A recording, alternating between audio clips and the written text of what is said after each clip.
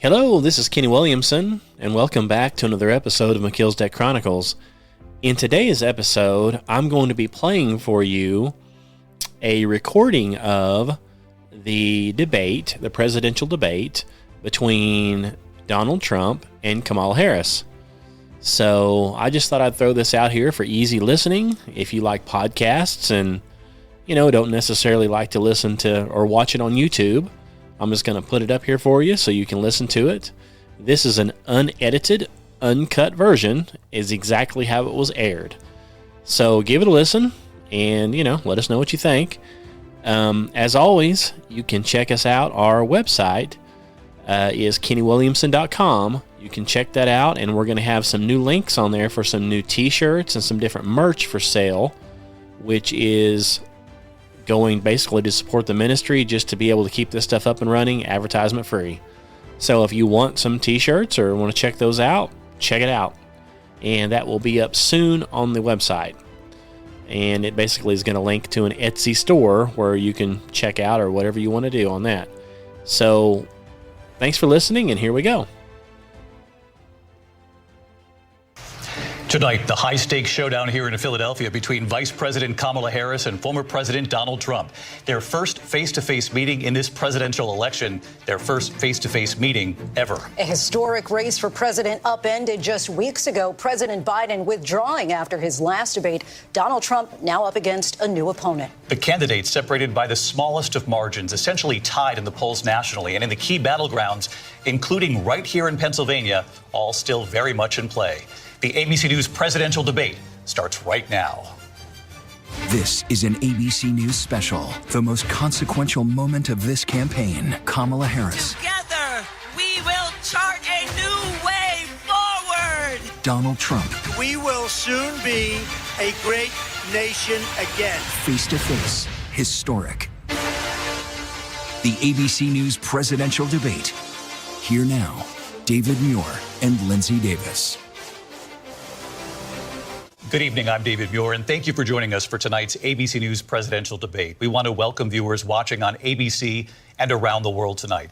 Vice President Kamala Harris and President Donald Trump are just moments away from taking the stage in this unprecedented race for president. And I'm Lindsay Davis. Tonight's meeting could be the most consequential event of their campaigns, with Election Day now less than 2 months away. For Vice President Kamala Harris, this is her first debate since President Biden withdrew from the race on July 21st. Of course, that decision followed his debate against President Donald Trump in June. Since then, this race has taken on an entirely new dynamic. And that brings us to the rules of tonight's debate. 90 minutes with 2 commercial breaks. No topics or questions have been shared with the campaigns.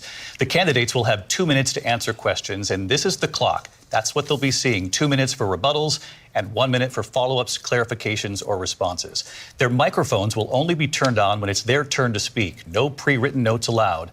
There is no audience here tonight in this hall at the National Constitution Center. This is an intimate setting for 2 candidates who have never met. President Trump won the coin toss. He chose to deliver the final closing statement of the evening. Vice President Harris selected the podium to the right. So let's now welcome the candidates to the stage. Vice President Kamala Harris and President Donald Trump.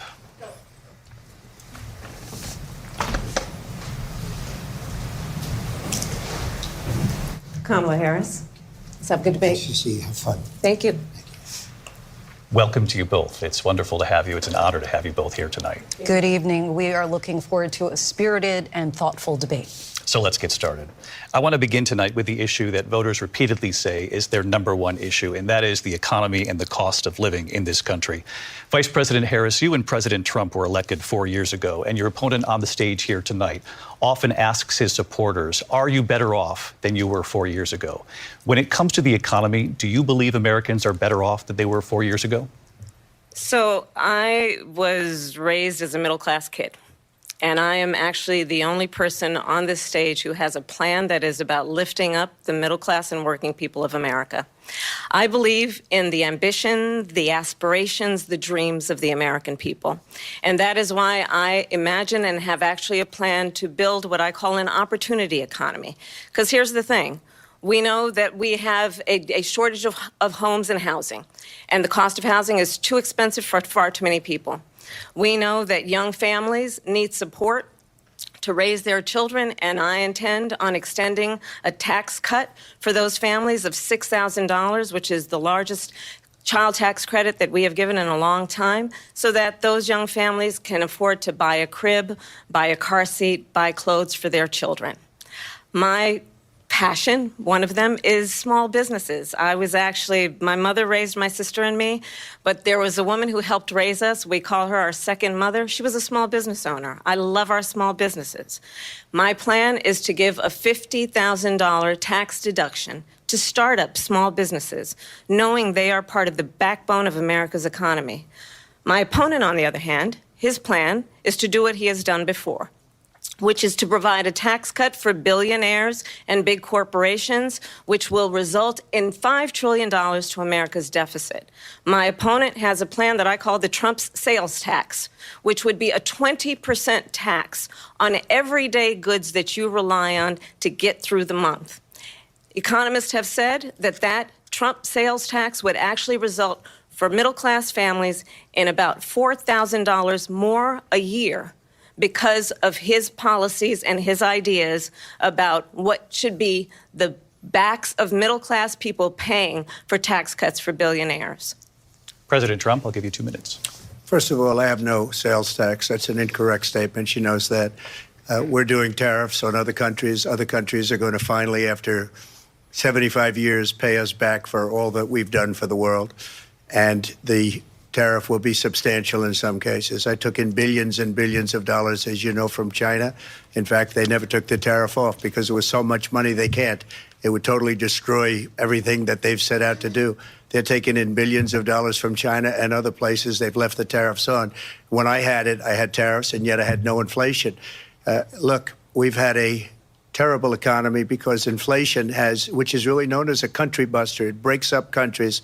We have inflation like very few people have ever seen before, probably the worst in our nation's history. We were at 21%, but that's being generous because many things are 50, 60, 70, and 80% higher than they were just a few years ago. This has been a disaster for people, for the middle class, but for every class.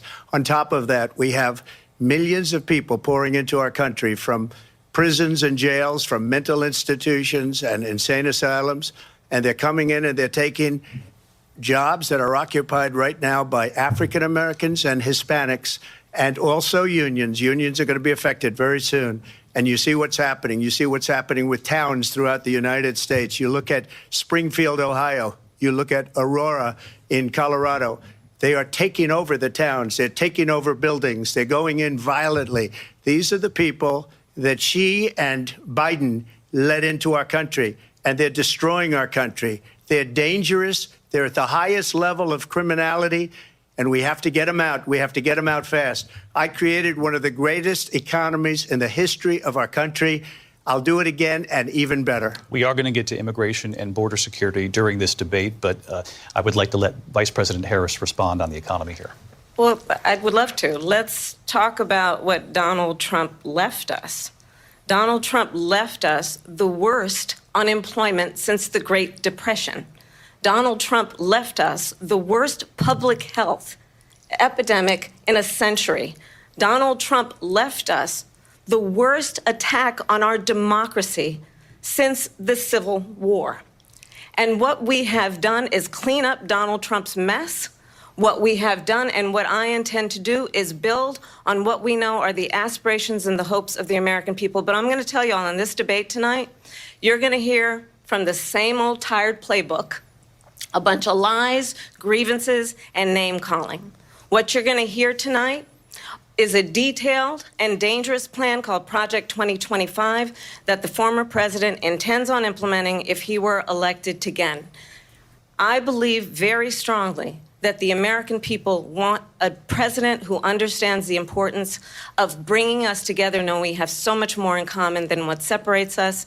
And I pledge to you to be a president for all Americans. President Trump will give you a minute here to respond. Number one, I have nothing to do, as you know, and as she knows better than anyone, I have nothing to do with Project 2025. That's out there. I haven't read it. I don't want to read it purposely. I'm not going to read it. This was a group of people that got together. They came up with some ideas, I guess some good, some bad.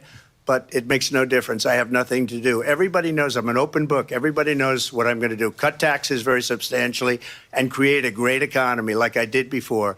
We had the greatest economy. We got hit with a pandemic, and the pandemic was not since 1917, where 100 million people died, has there been anything like it. We did a phenomenal job with the pandemic. We handed them over a country where the economy and where the stock market was higher than it was before the pandemic came in. Nobody's ever seen anything like it. We made ventilators for the entire world. We got gowns, we got masks, we did things that nobody thought possible. And people give me credit for rebuilding the military. They give me credit for a lot of things, but not enough credit for the great job we did with the pandemic. But the only jobs they got were bounce back jobs. These were jobs bounce back, and it bounced back and it went to their benefit. But I was the one that created them. They know it, and so does everybody else. Vice President Harris, I'll let you respond.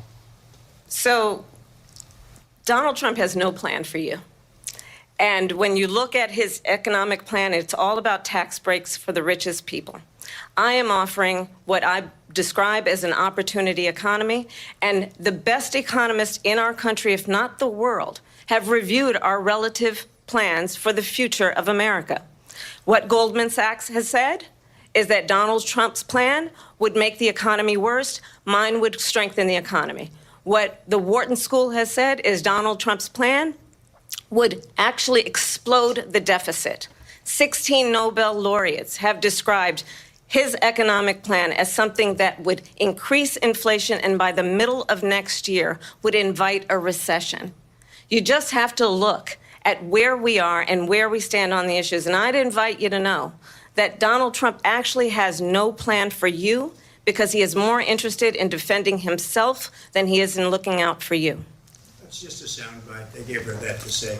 Look, I went to the Wharton School of Finance, and many of those professors, the top professors, think my plan is a brilliant plan. It's a great plan. It's a plan that's going to bring up our worth, our value as a country. It's going to make people want to be able to go and work and create jobs and create a lot of good, solid money for our country. And just to finish off, she doesn't have a plan. She copied Biden's plan, and it's like 4 sentences, like run, spot, run. 4 sentences that are just, oh, we'll try and lower taxes. She doesn't have a plan. Take a look at her plan. She doesn't have a plan. Mr. President, I do want to drill down on something you both brought up. The Vice President brought up your tariffs. You responded, and let's drill down on this, because your plan is what she calls is essentially a national sales tax. Your proposal calls for tariffs, as you pointed out here, on foreign imports across the board. You recently said that you might double your plan, imposing tariffs up to 20% on goods coming into this country. As you know, many economists say that with tariffs at that level, costs are then passed on to the consumer. Vice President Harris has argued it'll mean higher prices on gas, food, clothing, medication, arguing it costs the typical family nearly $4,000 a year. Do you believe Americans can afford higher prices because of tariffs? They're not going to have higher prices. What's going to have and who's going to have higher prices is China and all of the countries that have been ripping us off for years. I was the only president ever. China was paying us hundreds of billions of dollars, and so were other countries. And, you know, if she doesn't like them, they should have gone out and they should have immediately cut the tariffs. But those tariffs are there 3.5 years now under their administration. We are going to take in billions of dollars, hundreds of billions of dollars. I had no inflation, virtually no inflation. They had the highest inflation perhaps in the history of our country, because I've never seen a worse period of time. People can't go out and buy cereal or bacon or eggs or anything else.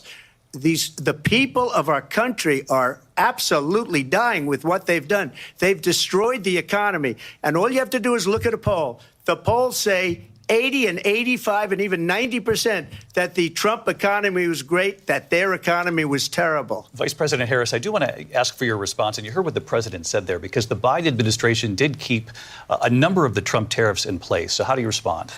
Well, let's be clear that the Trump administration resulted in a trade deficit, one of the highest we've ever seen in the history of America. He invited trade wars. You want to talk about his deal with China? What he ended up doing is, under Donald Trump's presidency, he ended up selling American chips to China to help them improve and modernize their military, basically sold us out. when a policy about China should be in making sure the United States of America wins the competition for the 21st century, which means focusing on the details of what that requires, focusing on relationships with our allies, focusing on investing in American-based technology so that we win the race on AI, on quantum computing, focusing on what we need to do to support America's workforce so that we don't end up having on the short end of the stick in terms of workers' rights. But what Donald Trump did, let's talk about this, with COVID, is he actually thanked President Xi for what he did during COVID. Look at his tweet. Thank you, President Xi, exclamation point, when we know that Xi was responsible for lacking and not giving us transparency about the origins of COVID. President Trump, I'll let you respond. First of all, they bought their chips from Taiwan. We hardly make chips anymore because of philosophies like they have and policies like they have. I don't say her because she has no policy. Everything that she believed 3 years ago and 4 years ago is out the window. She's going to my philosophy now. In fact, I was going to send her a MAGA hat. She's gone to my philosophy. But if she ever got elected, she'd change it. And it will be the end of our country. She's a Marxist. Everybody knows she's a Marxist. Her father's a Marxist professor in economics, and he taught her well. But when you look at what she's done to our country, and when you look at these millions and millions of people that are pouring into our country monthly, where it's, I believe, 21 million people, not the 15 that people say, and I think it's a lot higher than the 21. That's bigger than New York State pouring in. And just look at what they're doing to our country. They're criminals. Many of these people coming in are criminals. And that's bad for our economy, too. You know, you mentioned before, we'll talk about immigration later. Well, bad immigration is the worst thing that can happen to our economy. They have, and she has, destroyed our country with policy that's insane. Almost policy that you'd say they have to hate our country. President Trump, thank you. Lindsay? I want to turn to the issue of abortion. President Trump, you've often touted that you were able to kill Roe v. Wade.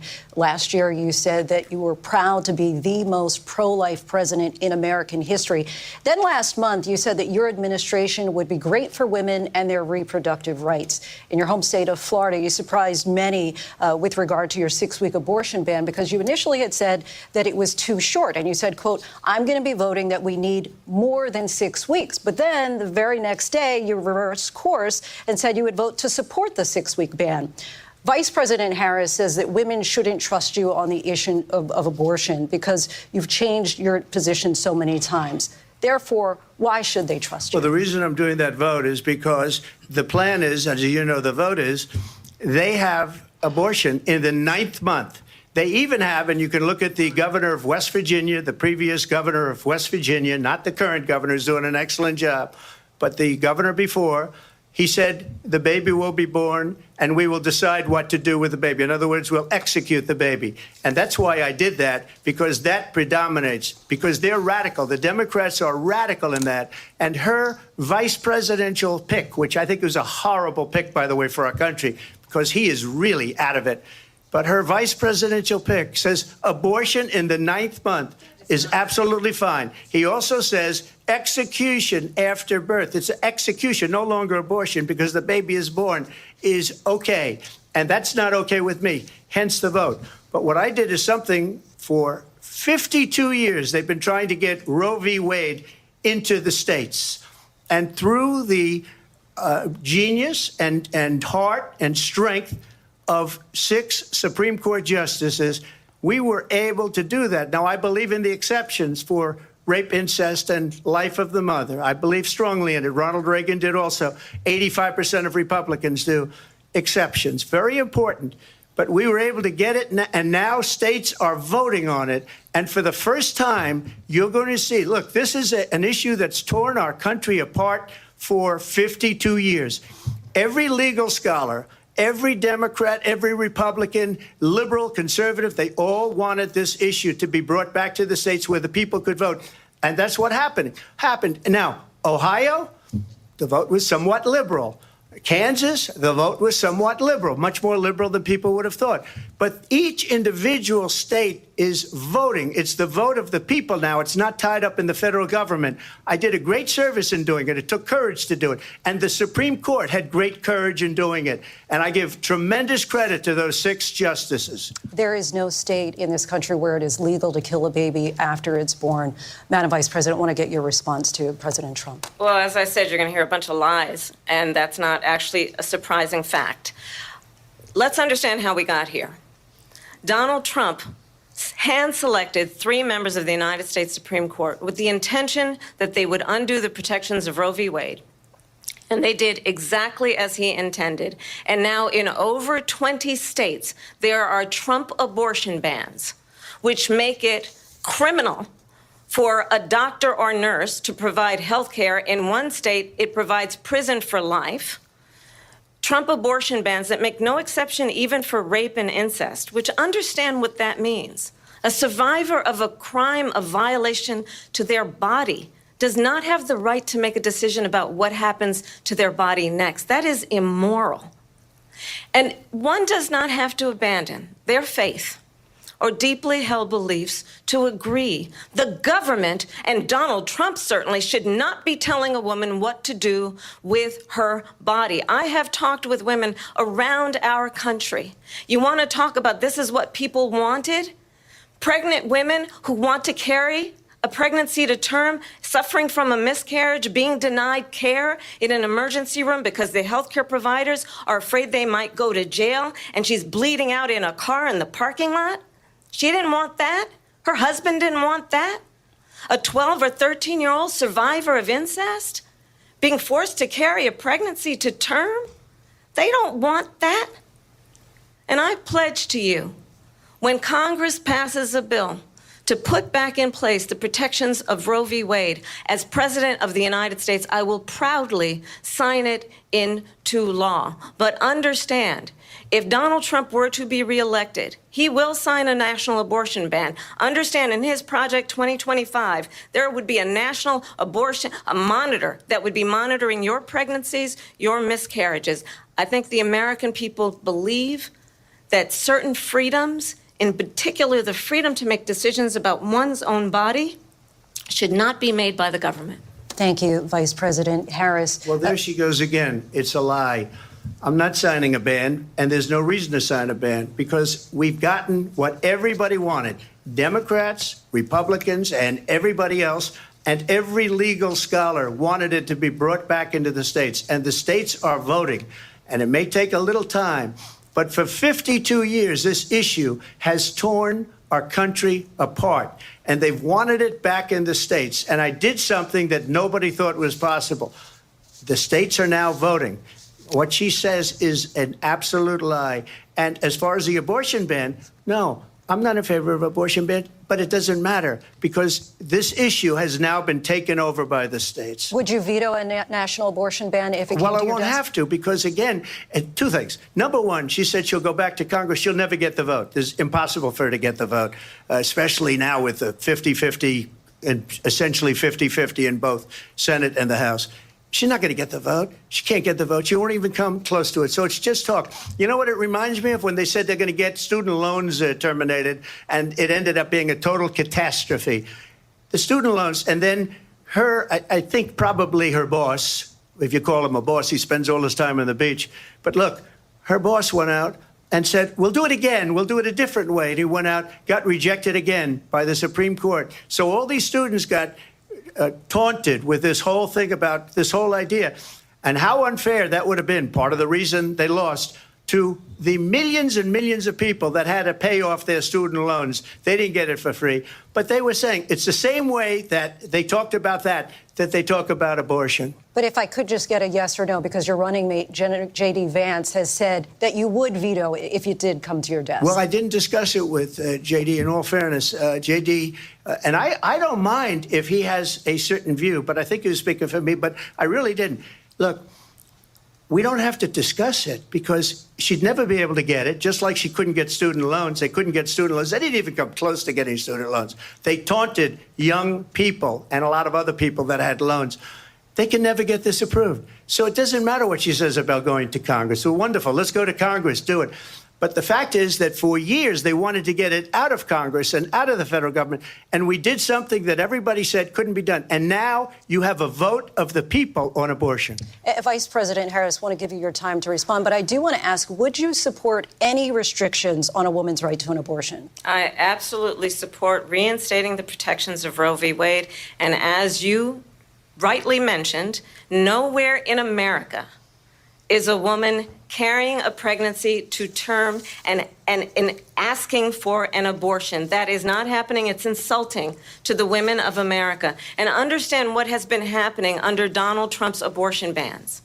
Couples who pray and dream of having a family are being denied IVF treatments.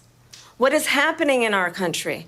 Working people, working women who are working 1 or 2 jobs, who can barely afford childcare as it is, have to travel to another state to get on a plane sitting next to strangers to go and get the health care she needs.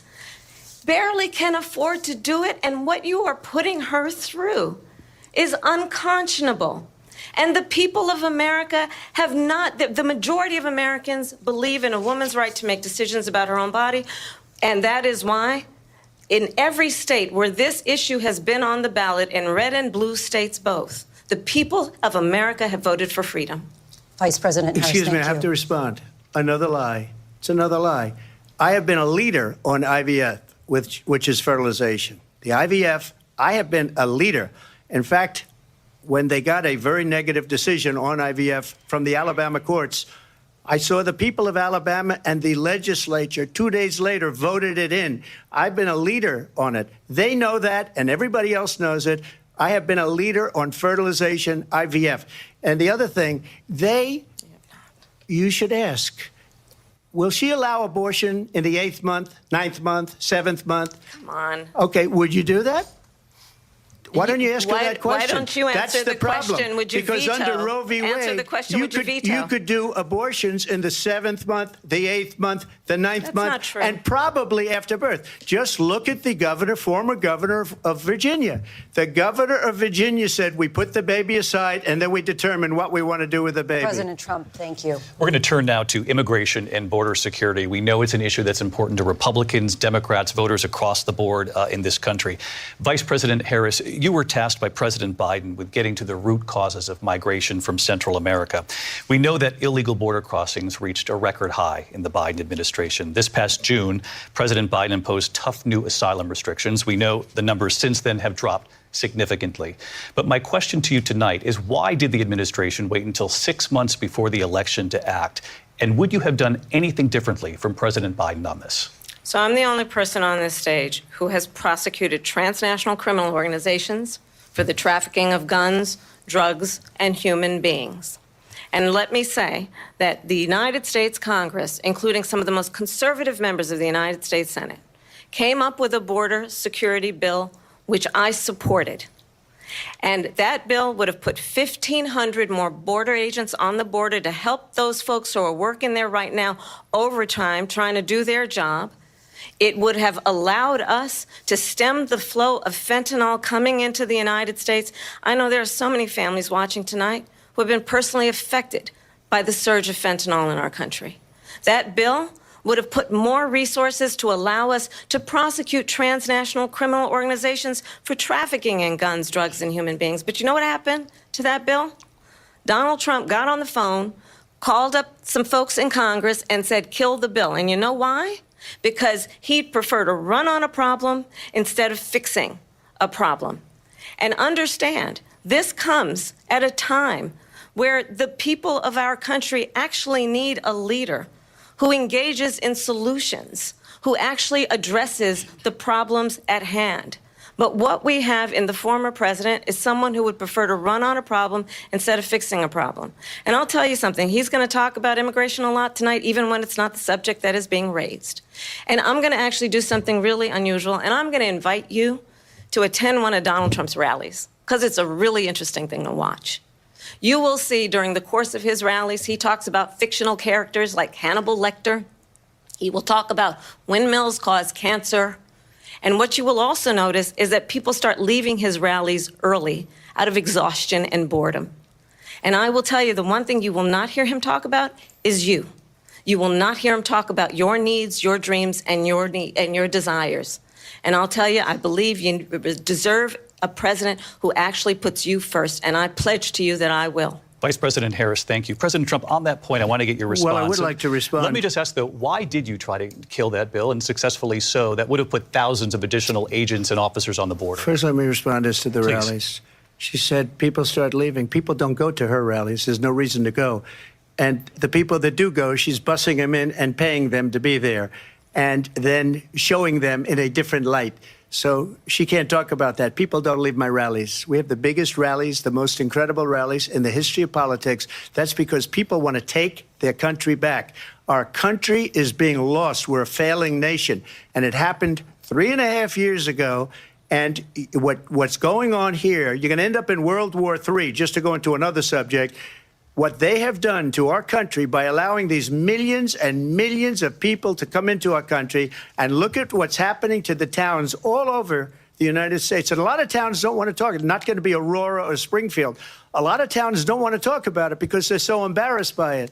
In Springfield, they're eating the dogs, the people that came in. They're eating the cats. They're eating the pets of the people that live there. And this is what's happening in our country, and it's a shame. As far as rallies are concerned, as far as the reason they go is they like what I say. They want to bring our country back. They want to make America great again. It's a very simple phrase, make America great again. She's destroying this country, and if she becomes president, this country doesn't have a chance of success. Not only success, we'll end up being Venezuela on steroids. I just want to clarify here. You bring up Springfield, Ohio, and ABC News did reach out to the city manager there. He told us there have been no credible reports of specific claims of pets being harmed, injured, or abused by individuals within the immigrant community. Well, I've seen people on television. Let me just say here, this is the people on television say my dog was taken and used for food. So maybe he said that, and maybe that's a good thing to say for a city manager. I'm not taking this from television. But the people on television saying their dog was eaten by the people that went there. Again, the Springfield city manager says there's no evidence of that. Vice President Harris, I'll let you respond to the rest of what you've heard. You talk about extreme. This is, I think, one of the reasons why in this election, I actually have the endorsement of 200 Republicans who have formerly worked with President Bush, Mitt Romney, and John McCain, including the endorsement of former Vice President Dick Cheney and Congress member Liz Cheney. And if you want to really know the inside track on who the former president is, if he didn't make it clear already, just ask people who have worked with him. His former chief of staff, a 4-star general, has said he has contempt for the Constitution of the United States. His former national security advisor has said he is dangerous and unfit. His former Secretary of Defense has said the nation, the republic, would never survive another Trump term.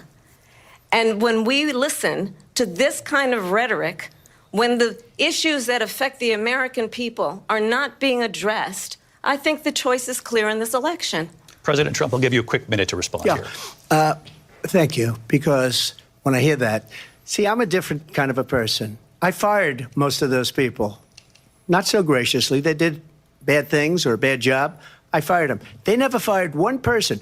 They didn't fire anybody having to do with Afghanistan and the Taliban and the 13 people who's were just killed, viciously and violently killed. And I got to know the parents and the family. They didn't fire. They should have fired all those generals, all those top people, because that was one of the most incompetently handled situations anybody has ever seen. So when somebody does a bad job, I fire him. And you take a guy like Esper. He was no good. I fired him. So he writes a book. Another one writes a book. Because with me, they can write books. With nobody else can they. But they have done such a poor job, and they never fire anybody. Look at the economy. Look at the inflation. They didn't fire any of their economists. They have the same people. That's a good way not to have books written about you. But just to finish, I got more votes than any Republican in history by far. In fact, I got more votes than any president, sitting president in history by far. Let me continue on immigration. It was what you wanted to talk about earlier, so let's get back to your deportation proposal that the vice president has reacted to as well. President Trump, you call this the largest domestic deportation operation in the history of our country. You say you would use the National Guard. You say if things get out of control, you'd have no problem using the U.S. military. Police, yes. You also said you would use local police. How would you deport 11 million undocumented immigrants? I know you believe that number is much higher. Take us through this. What does this look like? Will authorities be going door to door in this country? Yeah, it is much higher because of them. They allowed criminals, many millions of criminals. They allowed terrorists. They allowed common street criminals. They allowed people to come in, drug dealers, to come into our country. And they're now in the United States and told by their countries like Venezuela, don't ever come back or we're going to kill you. Do you know that crime in Venezuela and crime in countries all over the world is way down? You know why? Because they've taken their criminals off the street and they've given them to her to put into our country.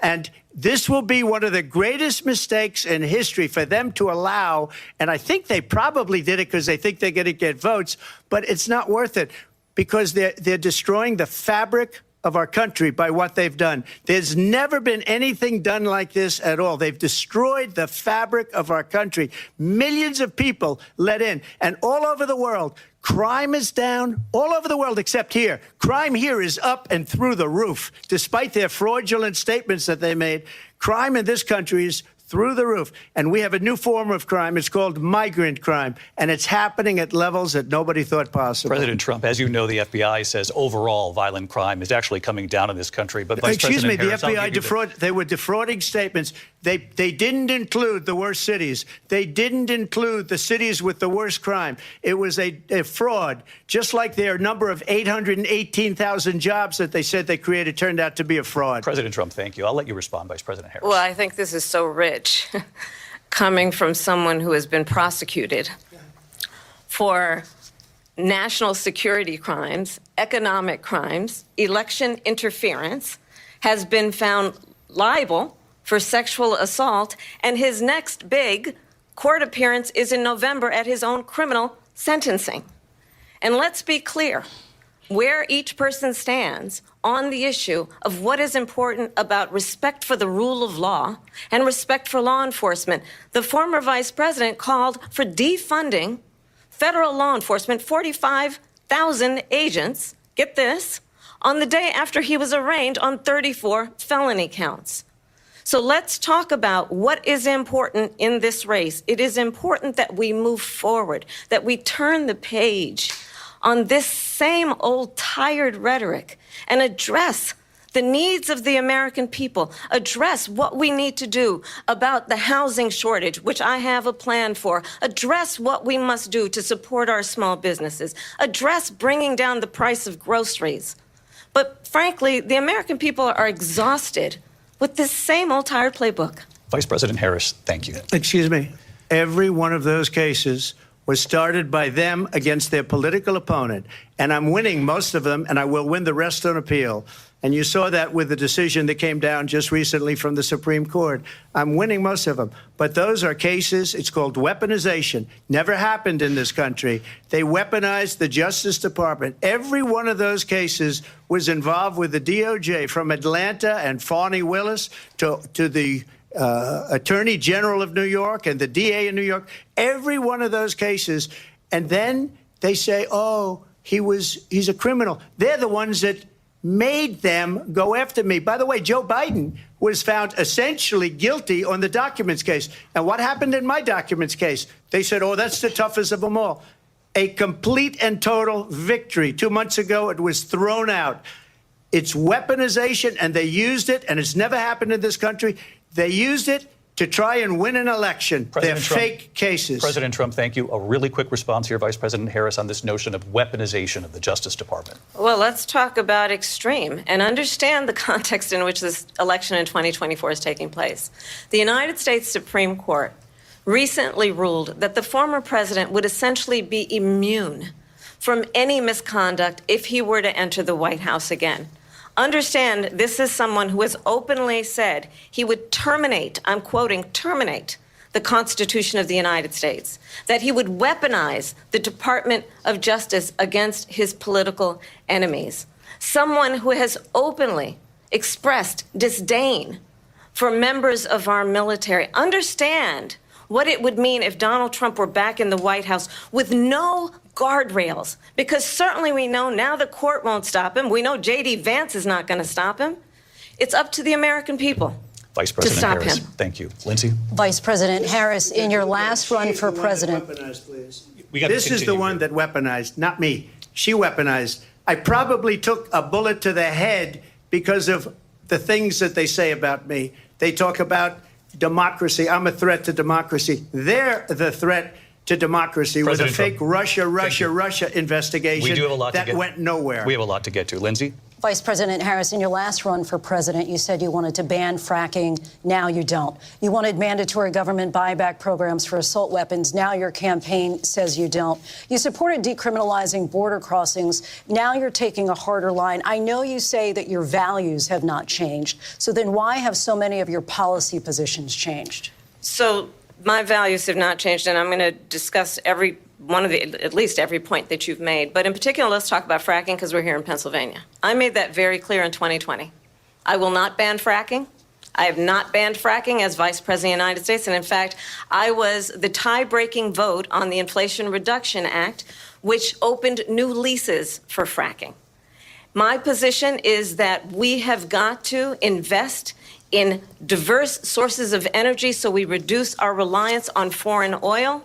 We have had the largest increase in domestic oil production in history because of an approach that recognizes that we cannot over-rely on foreign oil. As it relates to my values, let me tell you, I grew up a middle-class kid raised by a hardworking mother who worked and saved and was able to buy our first home when I was a teenager.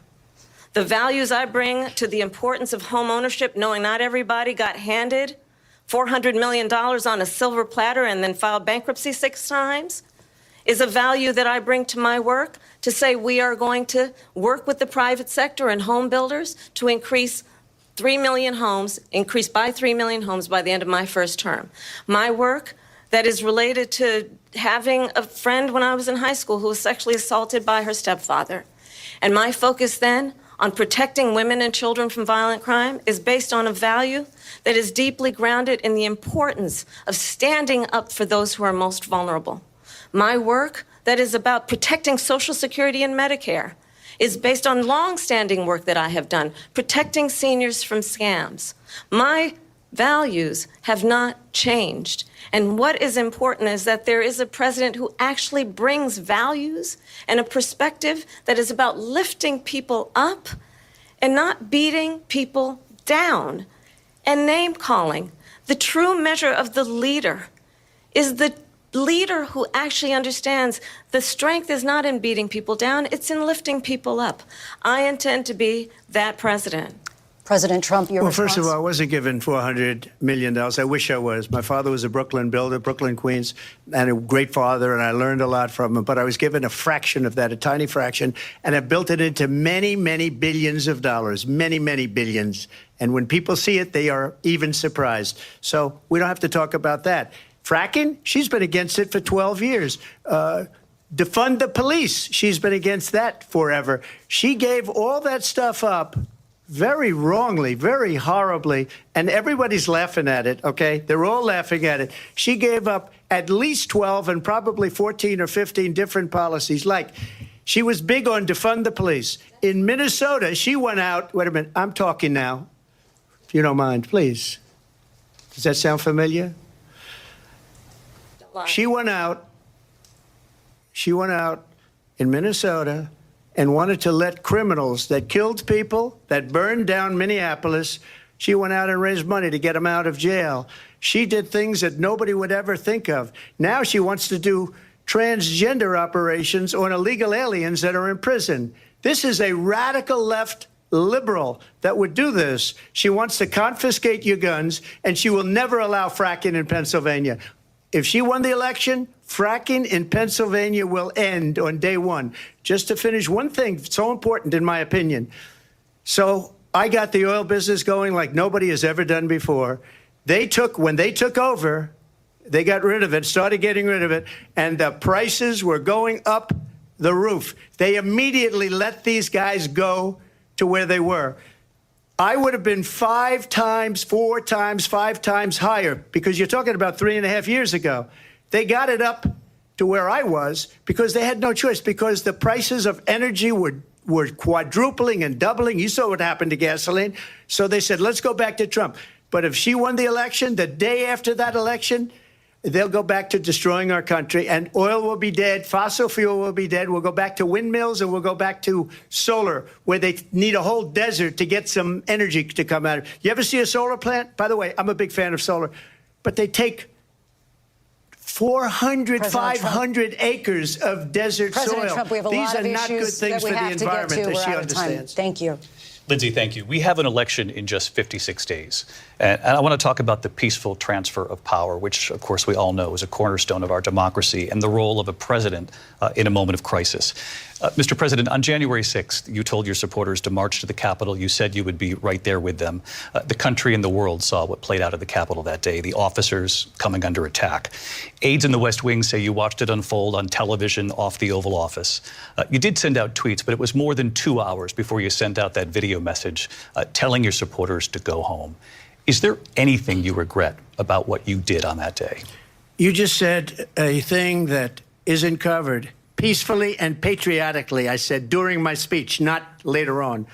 Peacefully and patriotically. And nobody on the other side was killed. Ashley Babbitt was shot by an out-of-control police officer that should have never, ever shot her. It's a disgrace. But we didn't do this group of people that have been treated so badly. I ask, what about all the people that are pouring into our country and killing people that she allowed to pour in? She was the border czar. Remember that. She was the border czar. She doesn't want to be called the border czar because she's embarrassed by the border. In fact, she said at the beginning, oh, I'm surprised you're not talking about the border yet. That's because she knows what a bad job they've done. What about those people? When are they going to be prosecuted? When are these people from countries all over the world, not just South America? They're coming in from all over the world, David, all over the world.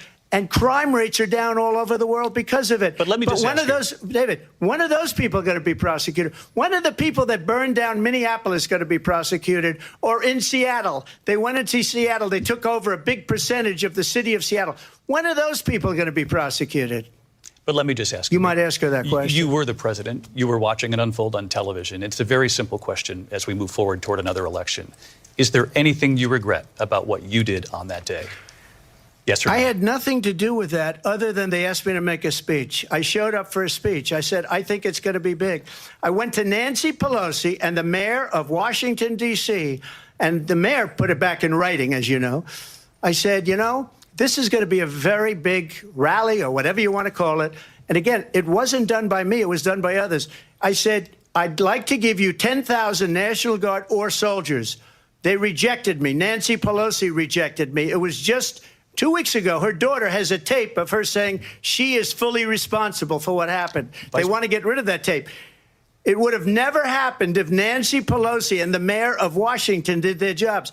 I wasn't responsible for security. Nancy Pelosi was responsible. She didn't do her job. The question was about you as president, not about former Speaker Pelosi. But I do want Vice President Harris to respond here. I was at the Capitol on January 6th. I was the vice president-elect. I was also an acting senator. I was there. And on that day, the President of the United States incited a violent mob to attack our nation's capital, to desecrate our nation's capital. On that day, 140 law enforcement officers were injured, and some died. And understand, the former president has been indicted and impeached for exactly that reason. But this is not an isolated situation. Let's remember Charlottesville, where there was a mob of people carrying tiki torches, spewing anti-Semitic hate. And what did the president then at the time say? there were fine people on each side. Let's remember that when it came to the Proud Boys, a militia, the former president said, stand back and stand by. So for everyone watching who remembers what January 6th was, I say we don't have to go back. Let's not go back. We're not going back. It's time to turn the page. And if that was a bridge too far for you, well, there is a place in our campaign for you to stand for country, to stand for our democracy, to stand for rule of law, and to end the chaos, and to end the approach that is about attacking the foundations of our democracy because you don't like the outcome. And be clear on that point. Donald Trump, the candidate, has said in this election there will be a bloodbath if this and the outcome of this election is not to his liking. Let's turn the page on this. Let's not go back. Let's chart a course for the future and not go backwards to the past. Let me just follow up here. It was a different term, and it was a term that related to energy because they have destroyed our energy business. That was where bloodbath was. Also, on Charlottesville, that story has been, as you would say, debunked. Laura Ingraham, Sean Hannity, Jesse, all of these people, they covered it. If they go an extra sentence, they will see it was perfect. It was debunked in almost every newspaper, but they still bring it up, just like they bring 2025 up. They bring all of this stuff up. I ask you this. You talk about the Capitol. Why are we allowing these millions of people to come through on the southern border? How come she's not doing anything? And I'll tell you what I would do, and I would be very proud to do it. I would say we would both leave this debate right now. I'd like to see her go down to Washington, D.C. during this debate because we're wasting a lot of time. Go down to, because she's been so bad, it's so ridiculous. Go down to Washington, D.C. and let her sign a bill to close up the border because they have the right to do it. They don't need bills. They have the right to do it. The President of the United States, you'll get him out of bed. You'll wake him up at 4 o'clock in the afternoon. You'll say, come on down to the office. Let's sign a bill. If he signs a bill that the border is closed, all he has to do is say it to the Border Patrol, who are phenomenal. If they do that, the border is closed. Mr. Those President, people are killing many people, unlike J6. We talked immigration here tonight. I do want to focus on this next issue to both of you because it really brings us this into focus, truth in these times that we're living in. Mr. President, for 3.5 years after you lost the 2020 election, you repeatedly falsely claimed that you won, many times saying you won in a landslide. In the past couple of weeks leading up to this debate, you have said, quote, you lost by a whisker, that you, quote, didn't quite make it, that you came up a little bit short.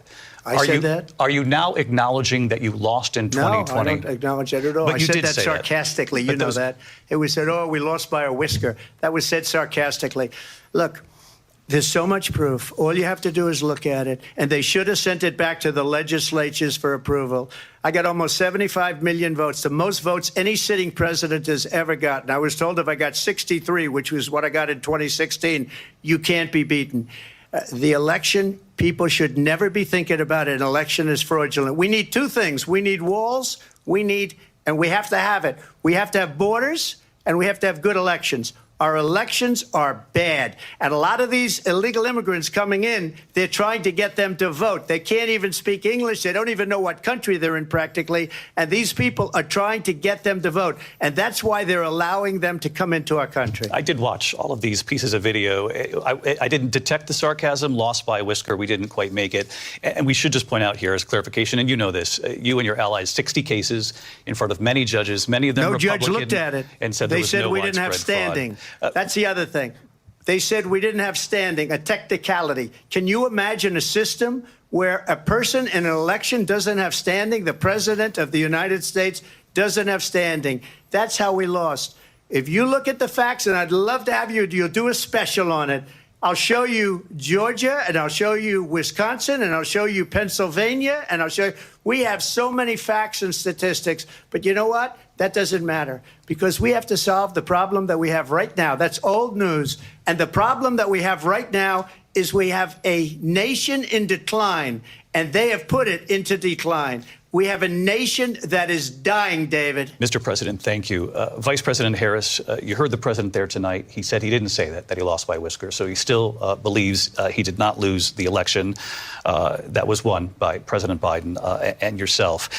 But I do want to ask you about something that's come up in the last couple of days. This was a post from President Trump about this upcoming election just weeks away. He said, when I win, those people who cheated, and then he lists donors, voters, election officials, he says will be prosecuted to the fullest extent of the law, which will include long-term prison sentences. One of your campaign's top lawyers responded saying, we won't let Donald Trump intimidate us. We won't let him suppress the vote. Is that what you believe he's trying to do here?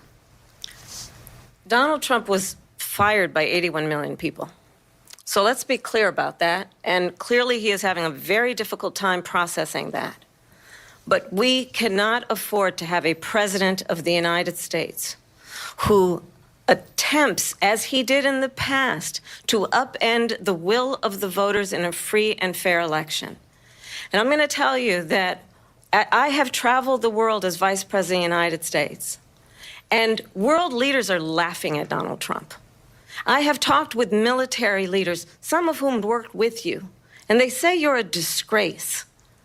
And when you then talk in this way in a presidential debate and deny what over and over again are court cases you have lost because you did, in fact, lose that election, it leads one to believe that perhaps we do not have in the candidate to my right the temperament or the ability to not be confused about fact. That's deeply troubling, and the American people deserve better. I'll give you 1 minute to respond, Mr. President. Let me just say about world leaders. Viktor Orban, one of the most respected men, they call him a strong man. He's a tough person, smart, Prime Minister of Hungary. They said, why is the whole world blowing up? 3 years ago it wasn't. Why is it blowing up? He said, because you need Trump back as president. They were afraid of him. China was afraid, and I don't like to use the word afraid, but I'm just quoting him. China was afraid of him. North Korea was afraid of him. Look at what's going on with North Korea, by the way. He said Russia was afraid of him. I ended the Nord Stream 2 pipeline, and Biden put it back on day one, but he ended the XL pipeline. The XL pipeline in our country, he ended that. But he let the Russians build a pipeline going all over Europe and heading into Germany, the biggest pipeline in the world. Look, Viktor Orban said it. He said the most respected, most feared person is Donald Trump. We had no problems when Trump was president. But when this weak, pathetic man that you saw at a debate just a few months ago, that if he weren't in that debate, he'd be running instead of her. She got no votes. He got 14 million votes. What you did, you talk about a threat to democracy. He got 14 million votes, and they threw him out of office. And you know what? I'll give you a little secret. He hates her. He can't stand her. But he got 14 million votes. They threw him out. She got 0 votes. And when she ran, she was the first one to leave because she failed. And now she's running. I don't understand it, but I'm okay with it because your time is I think up. we're going to do very well. We've got a lot more to get to. Turning now to the Israel-Hamas war and the hostages who are still being held, Americans among them. Vice President Harris, in December, you said, quote, Israel has a right to defend itself, but you added, quote, it matters how, saying international humanitarian law must be respected. Israel must do more to protect innocent civilians. You said that 9 months ago. Now an estimated 40,000 Palestinians are dead. Nearly 100 hostages remain. Just last week, Prime Minister Benjamin Netanyahu said there's not a deal in the making. President Biden has not been able to break through the stalemate. How would you do it? Well, let's understand how we got here. On October 7, Hamas, a terrorist organization, slaughtered 1,200 Israelis. Many of them young people who were simply attending a concert. Women were horribly raped. And so absolutely, I said then, I say now, Israel has a right to defend itself. We would. And how it does so matters. Because it is also true, far too many innocent Palestinians have been killed. Children, mothers. What we know is that this war must end. It must end immediately, and the way it will end is we need a ceasefire deal and we need the hostages out. And so we will continue to work around the clock on that.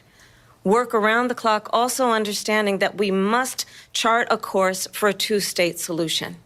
And in that solution, there must be security for the Israeli people and Israel, and in equal measure for the Palestinians.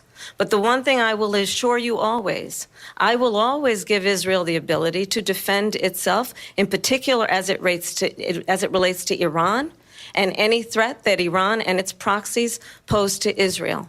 But we must have a two-state solution where we can rebuild Gaza, where the Palestinians have security, self-determination, and the dignity they so rightly deserve.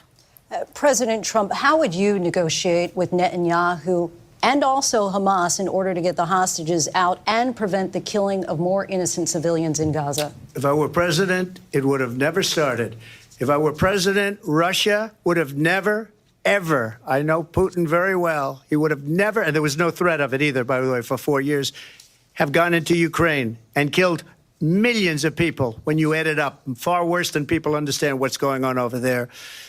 But when she mentions about Israel, all of a sudden, she hates Israel. She wouldn't even meet with Netanyahu when he went to Congress to make a very important speech. She refused to be there because she was at a sorority party of hers. She wanted to go to the sorority party. She hates Israel. If she's president, I believe that Israel will not exist within 2 years from now. And I've been pretty good at predictions, and I hope I'm wrong about that one. She hates Israel. At the same time, in her own way, she hates the Arab population because the whole place is going to get blown up. Arabs, Jewish people, Israel. Israel will be gone. It would have never happened. Iran was broke under Donald Trump. Now Iran has $300 billion because they took off all the sanctions that I had. Iran had no money for Hamas or Hezbollah or any of the 28 different spheres of terror. And they are spheres of terror, horrible terror. They had no money. It was a big story, and you know it. You covered it very well, actually. They had no money for terror. They were broke. Now they're a rich nation. And now what they're doing is they're spreading that money around. Look at what's happening with the Houthis and Yemen. Look at what's going on in the Middle East. This would have never happened. I will get that settled and fast, and I'll get the war with Ukraine and Russia ended. If I'm president-elect, I'll get it done before even becoming president. Vice President Harris, he says you hate Israel.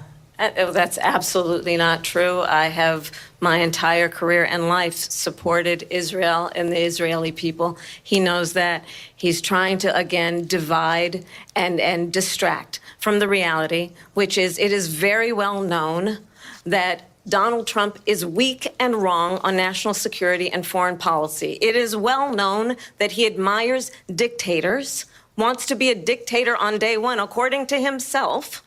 It is well known that he said of Putin that he can do whatever the hell he wants and go into Ukraine.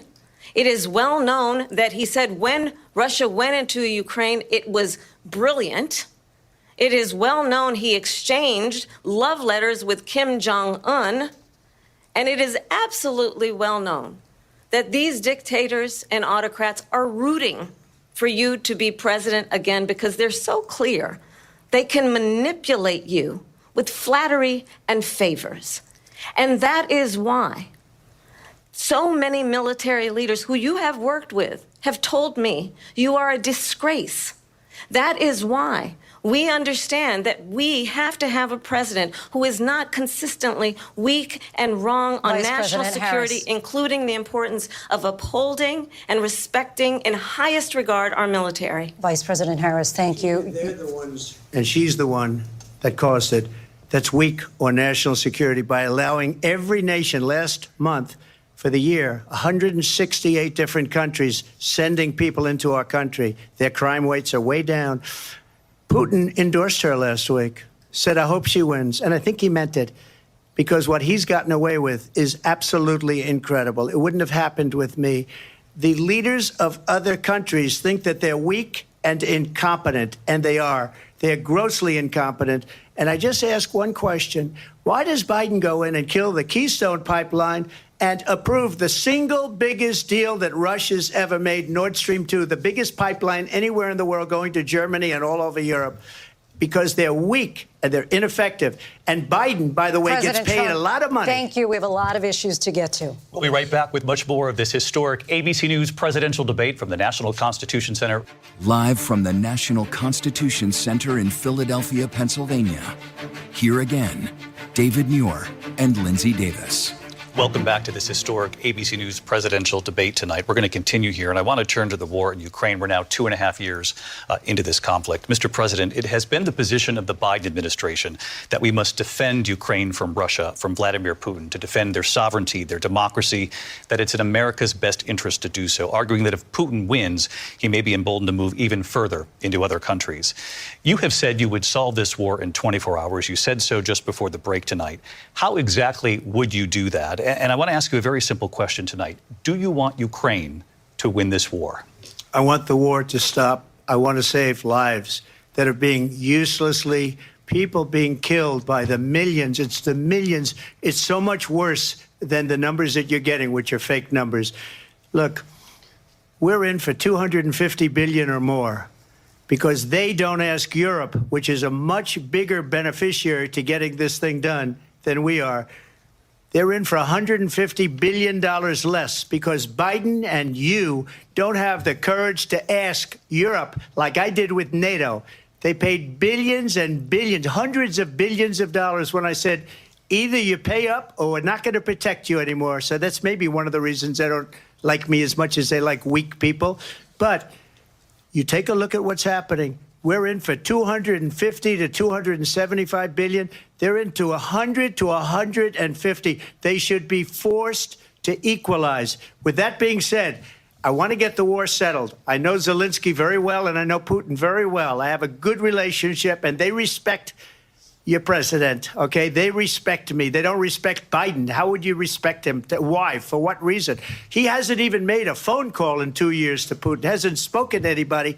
They don't even try and get it. That is a war that's dying to be settled. I will get it settled before I even become president. If I win, when I'm president-elect, and what I'll do is I'll speak to one, I'll speak to the other, I'll get them together. That war would have never happened. And in fact, when I saw Putin after I left, unfortunately left because our country has gone to hell. But after I left, when I saw him building up soldiers, he did it after I left, I said, oh, he must be negotiating. It must be a good, strong point of negotiation. Well, it wasn't, because Biden had no idea how to talk to him. He had no idea how to stop it. And now you have millions of people dead, and it's only getting worse, and it could lead to World War III. Don't kid yourself, David. We're playing with World War III, and we have a president that we don't even know if he's... Where is our president? We don't even know if he's a president. And just to clarify they here... threw him out of a campaign like a dog. We don't even know. Is he our president? But we have a president, Mr. President, that doesn't know he's alive. Your time is up.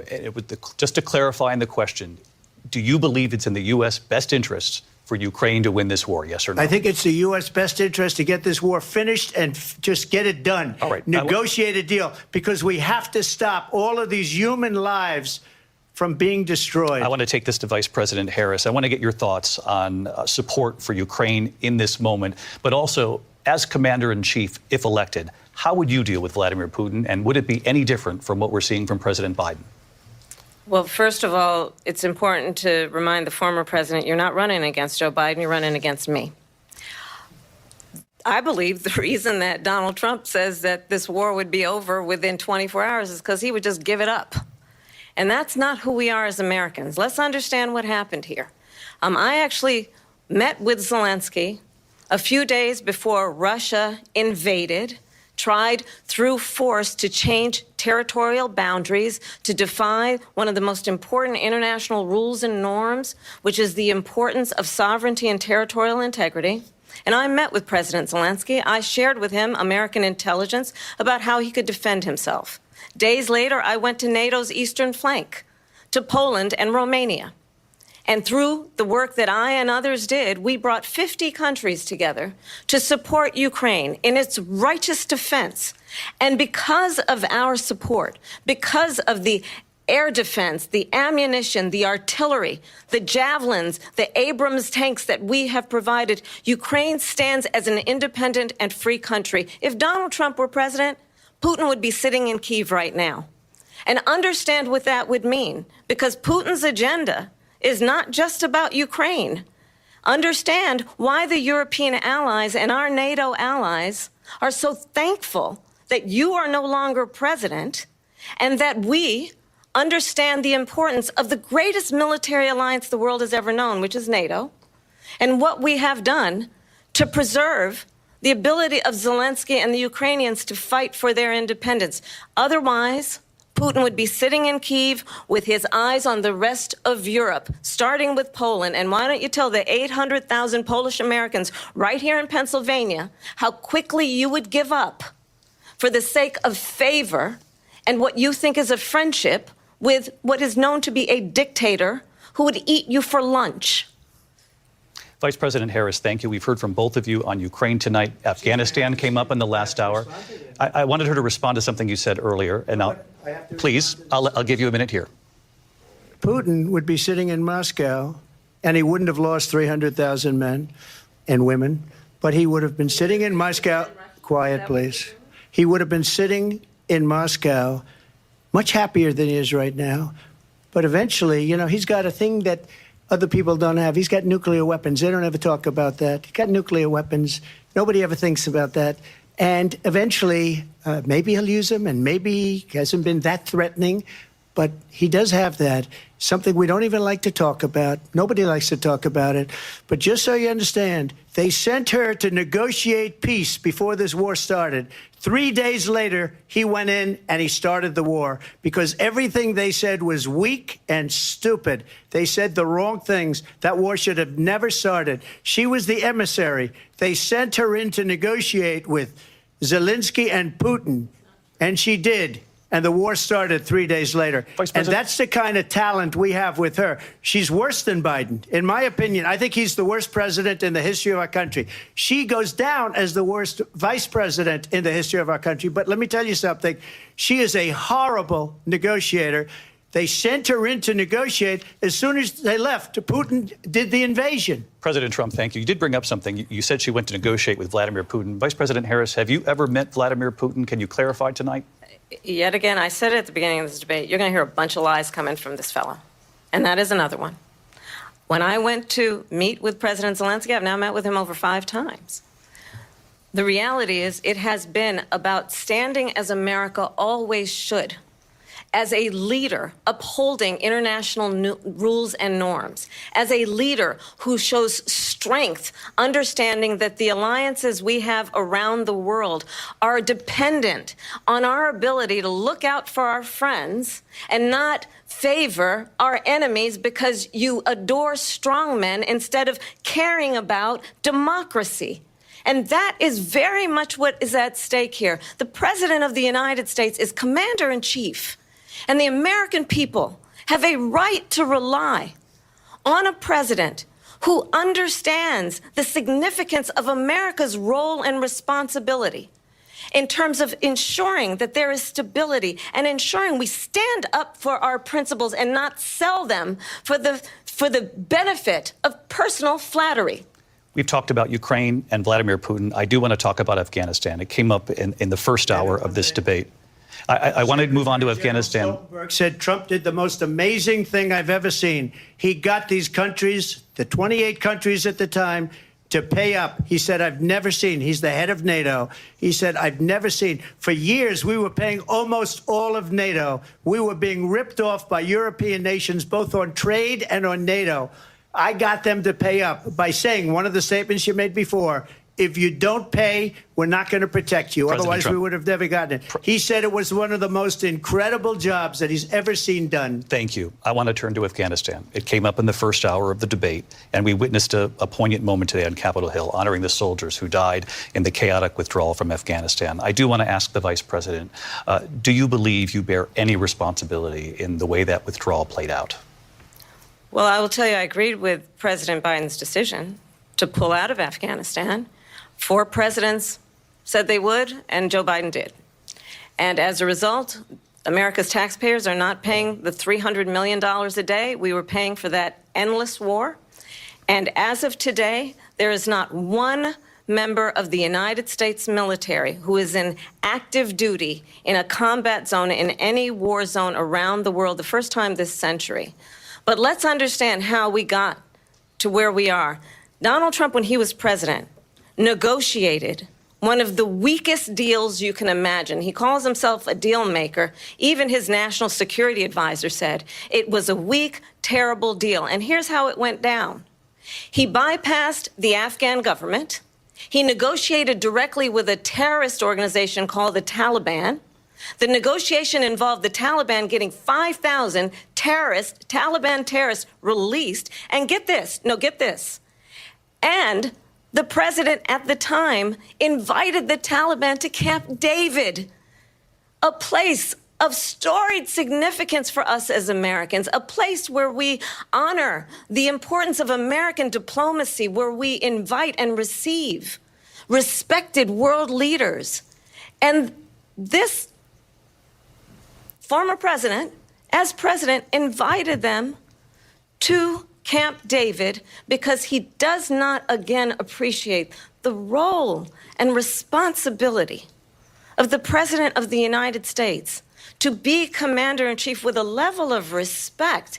And this gets back to the point of how he has consistently disparaged and demeaned members of our military, fallen soldiers, and the work that we must do to uphold the strength and the respect of the United States of America around the world. Vice President Harris, thank you. President Trump, your response to her saying that you began the negotiations with the Taliban. So if you take a look at that period of time, the Taliban was killing our soldiers, a lot of them, with snipers. And I got involved with the Taliban because the Taliban was doing the killing. That's the fighting force within Afghanistan. They don't bother doing that because, they deal with the wrong people all the time. But I got involved. And Abdul is the head of the Taliban. He is still the head of the Taliban. And I told Abdul, don't do it anymore. You do it anymore, you're going to have problems. And he said, why do you send me a picture of my house? I said, you're going to have to figure that out, Abdul. And for 18 months, we had nobody killed. We did have an agreement negotiated by Mike Pompeo. It was a very good agreement. The reason it was good, we were getting out. We would have been out faster than them, but we wouldn't have lost the soldiers. We wouldn't have left many Americans behind, and we wouldn't have left $85 billion worth of brand new, beautiful military equipment behind. And just to finish, they blew it. The agreement said you have to do this, and they didn't do it. The agreement was terminated by us because they didn't do what they were supposed to do. I want to move on. And these people did the worst withdrawal and, in my opinion, the most embarrassing moment in the history of our country. And by the way, that's why Russia attacked Ukraine, because they saw how incompetent she and her boss are. President Trump, thank you. I want to move on now to race and politics in this country. Mr. President, you recently said of Vice President Harris, quote, I didn't know she was black until a number of years ago when she happened to turn black, and now she wants to be known as black. I want to ask a bigger picture question here tonight. Why do you believe it's appropriate to weigh in on the racial identity of your opponent? I don't, and I don't care. I don't care what she is. I don't care. You make a big deal out of something. I couldn't care less. Whatever she wants to be is okay with me. But those were your words, so I'm asking. I don't know. I mean, all I can say is I read where she was not black, that she put out, and I'll say that. And then I read that she was black, and that's okay. Either one was okay with me. That's up to her. That's up to her. Vice President Harris, your thoughts on this? Honestly, I think it's a tragedy that we have someone who wants to be president who has consistently, over the course of his career, attempted to use race to divide the American people. I do believe that the vast majority of us know that we have so much more in common than what separates us, and we don't want this kind of approach that is just constantly trying to divide us, and especially by race. And let's remember how Donald Trump started. He was land, he owned buildings, and he was investigated because he refused to rent property to black families. Let's remember, this is the same individual who took out a full-page ad in the New York Times calling for the execution of 5 young black and Latino boys who were innocent, the Central Park 5. Took out a full-page ad calling for their execution. This is the same individual who spread birther lies about the first black president of the United States. And I think the American people want better than that, want better than this, want someone who understands, as I do, I travel our country. We see in each other a friend. We see in each other a neighbor. We don't want a leader who is constantly trying to have Americans point their fingers at each other. I meet with people all the time who tell me, can we please just have discourse about how we're going to invest in the aspirations and the ambitions and the dreams of the American people? Knowing that regardless of people's color or the language their grandmother speaks, we all have the same dreams and aspirations and want a president who invests in those, not in hate and division. Vice President Harris, thank you. Lindsay? President Trump, this is now your third time. This is the most divisive presidency in the history of our country. There's never been anything like it. They're destroying our country, and they come up with things like what she just said. Going back many, many years, when a lot of people, including Mayor Bloomberg, agreed with me on the Central Park 5, they admitted, they said, they pled guilty. And I said, well, if they pled guilty, they badly hurt a person, killed a person ultimately. And if they pled guilty, then they pled, we're not guilty. But this is a person that has to stretch back years, 40, 50 years ago, because there's nothing now. I built one of the greatest economies in the history of the world, and I'm going to build it again. It's going to be bigger, better, and stronger. But they're destroying our economy. They have no idea what a good economy is. Their oil policies, every single policy. And remember this, she is Biden. You know, she's trying to get away from Biden. I don't know the gentleman, she says. She is Biden. The worst inflation we've ever had, a horrible economy because inflation has made it so bad, and she can't get away with that. Thank you. Your time is up, I Lindsay. want to respond to that, though. I want to just respond briefly. Clearly, I am not Joe Biden, and I am certainly not Donald Trump. And what I do offer is a new generation of leadership for our country. One who believes in what is possible, one who brings a sense of optimism about what we can do instead of always disparaging the American people. I believe in what we can do to strengthen our small businesses, which is why I have a plan. Let's talk about our plans and let's compare the plans. I have a plan to give startup businesses $50,000 tax deduction, to pursue their ambitions, their innovation, their ideas, their hard work. I have a plan, $6,000 for young families for the first year of your child's life, to help you in that most critical stage of your child's development. I have a plan that is about allowing people to be able to pursue what has been fleeting in terms of the American dream by offering a help with down payment of $25,000 down payment assistance for first-time home buyers. That's the kind of conversation, I believe, David, that people really want tonight, as opposed to a conversation that is constantly about belittling and name-calling. Let's turn the page Vice President and move Harris, forward. Thank you. Let's turn to policy. President Trump, we have to move on. President Trump.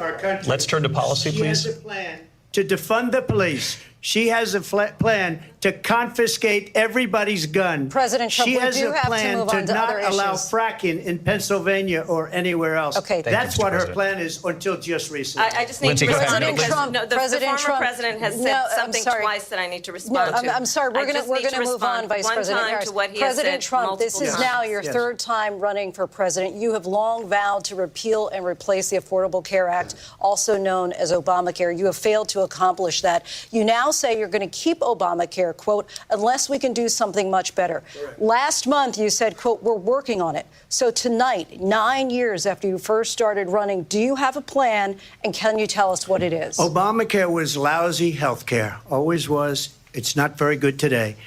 And what I said, that if we come up with something, and we are working on things, we're going to do it, and we're going to replace it. But remember this.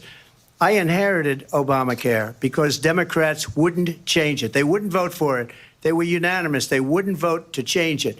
If they would have done that, we would have had a much better plan than Obamacare. But the Democrats came up. They wouldn't vote for it. I had a choice to make when I was president. Do I save it and make it as good as it can be, never going to be great, or do I let it rot? And I felt I had an obligation, even though politically it would have been good to just let it rot and let it go away. I decided, and I told my people, the top people, and they're very good people. I have a lot of good people in that administration. We read about the bad ones. We had some real bad ones, too, and so do they. They have really bad ones. The difference is they don't get rid of them. But let me just explain. I had a choice to make. Do I save it and make it as good as it can be, or do I let it rot? And I saved it. I did the right thing. But it's still never going to be great, and it's too expensive for people.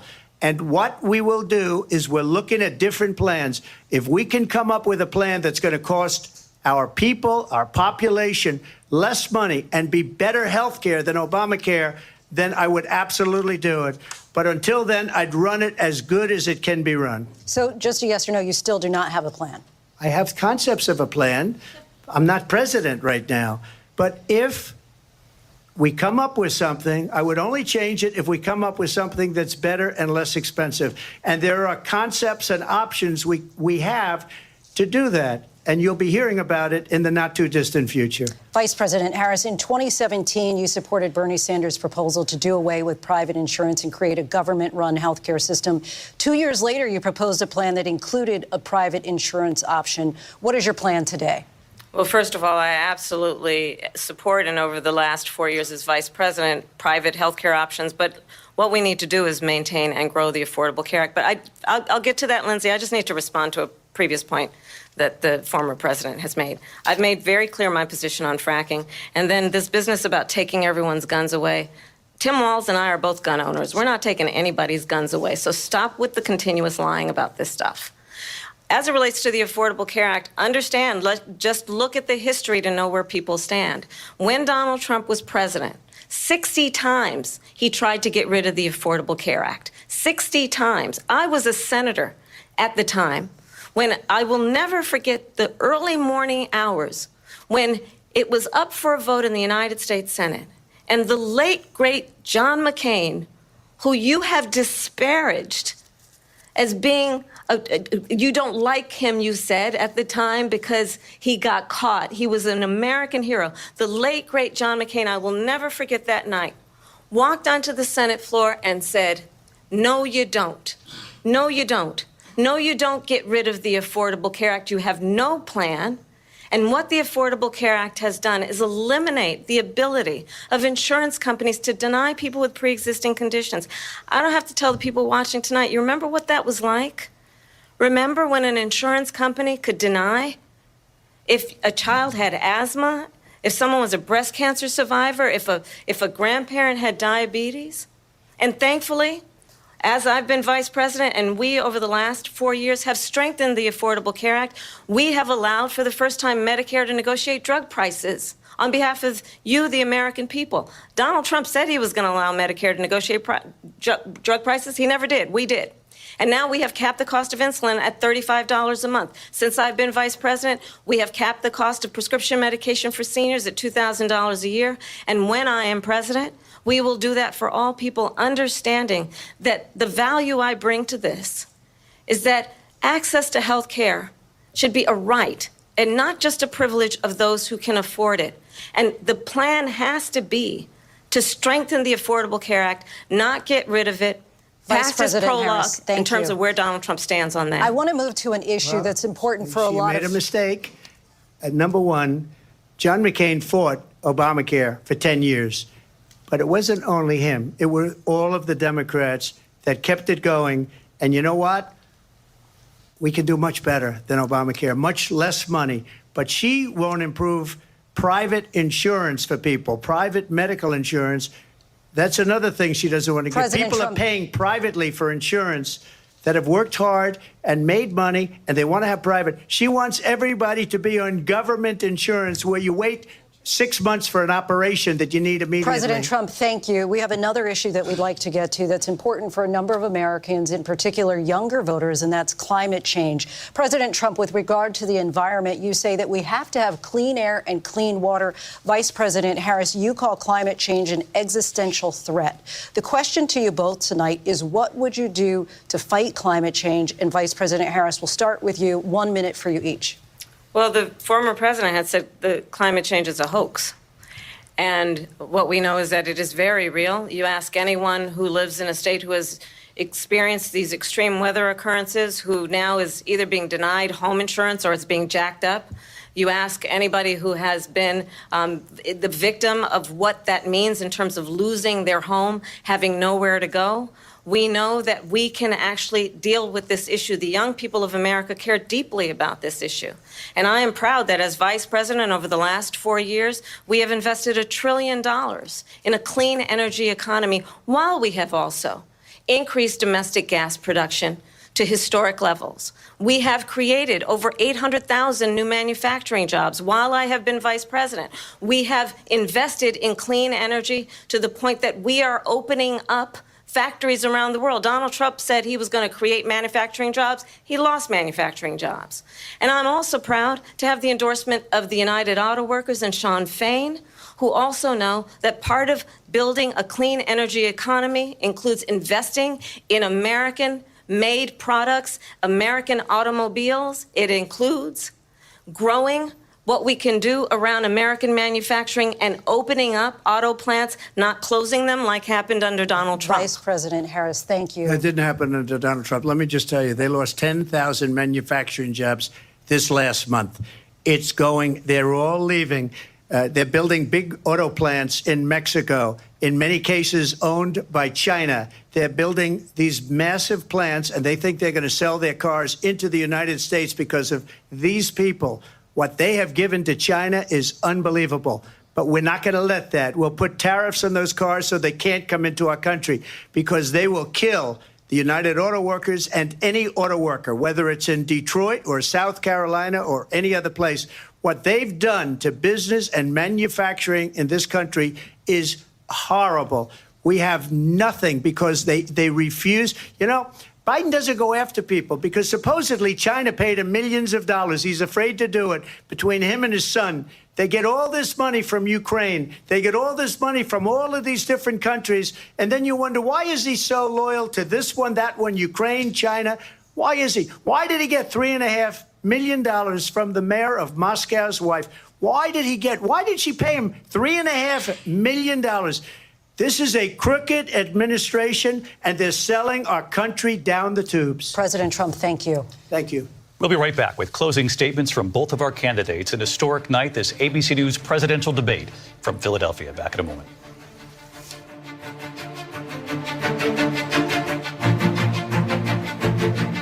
The ABC News presidential debate will continue after this. Welcome back tonight. The time has come for closing statements. And Vice President Harris, we begin with you. So I think you've heard tonight two very different visions for our country. One that is focused on the future, and the other that is focused on the past, and an attempt to take us backward. But we're not going back. And I do believe that the American people know we all have so much more in common than what separates us. And we can chart a new way forward. And a vision of that includes having a plan, understanding the aspirations, the dreams, the hopes, the ambition of the American people, which is why I intend to create an opportunity economy, investing in small businesses, in new families, in what we can do around protecting seniors, what we can do that is about giving hardworking folks a break and bringing down the cost of living. I believe in what we can do together that is about sustaining America's standing in the world and ensuring that we have the respect that we so rightly deserve, including respecting our military, and ensuring we have the most lethal fighting force in the world. I will be a president that will protect our fundamental rights and freedoms, including the right of a woman to make decisions about her own body and not have her government tell her what to do. I'll tell you, I started my career as a prosecutor. I was a DA, I was an attorney general, a United States senator, and now vice president. I've only had one client, the people. And I'll tell you, as a prosecutor, I never asked a victim or a witness, are you a Republican or a Democrat? The only thing I ever asked them, are you okay? And that's the kind of president we need right now. Someone who cares about you and is not putting themselves first. I intend to be a president for all Americans and focus on what we can do over the next 10 and 20 years to build back up our country by investing right now in you, the American people. Vice President Harris, thank you. President Trump? So she just started by saying she's going to do this, she's going to do that, she's going to do all these wonderful things. Why hasn't she done it? She's been there for 3.5 years. They've had 3.5 years to fix the border. They've had 3.5 years to create jobs and all the things we talked about. Why hasn't she done it? She should leave right now, go down to that beautiful White House, go to the Capitol, get everyone together and do the things you want to do, but you haven't done it and you won't do it because you believe in things that the American people don't believe in. You believe in things like we're not going to frack. We're not going to take fossil fuel. We're not going to do things that are going to make this country strong, whether you like it or not. Germany tried that, and within 1 year, they were back to building normal energy plants. We're not ready for it. We can't sacrifice our country for the sake of bad vision. But I just ask one simple question. Why didn't she do it? We're a failing nation. We're a nation that's in serious decline. We're being laughed at all over the world. All over the world, they're laughed. I know the leaders very well. They're coming to see me. They call me. We're laughed at all over the world. They don't understand what happened to us as a nation. We're not a leader. We don't have any idea what's going on. We have wars going on in the Middle East. We have wars going on with Russia and Ukraine. We're going to end up in a third world war, and it'll be a war like no other because of nuclear weapons, the power of weaponry. I rebuilt our entire military. She gave a lot of it away to the Taliban. She gave it to Afghanistan. What these people have done to our country, and maybe toughest of all, is allowing millions of people to come into our country. Many of them are criminals, and they're destroying our country. The worst president, the worst vice president in the history of our country. President Trump, thank you. And that is our ABC News presidential debate from here in Philadelphia at the National Constitution Center. I'm Lindsay Davis. And I'm David Muir. Thank you for watching here in the U.S. and all over the world, and from all of us here at ABC News. Good night. And there you have it, folks. That was it. If you have any questions, comments, or concerns, please reach out to me. You can reach me at truthseekers2012@gmail.com, or you can also contact me through the website at kennywilliamson.com. You can fill out a contact information. So give us a shout. Please like and share, and come back and listen to some more stuff. We got a lot of interesting information coming up. We'll be talking about all kinds of stuff. I think you'll find it interesting. So keep listening. Thanks for listening, and God bless you.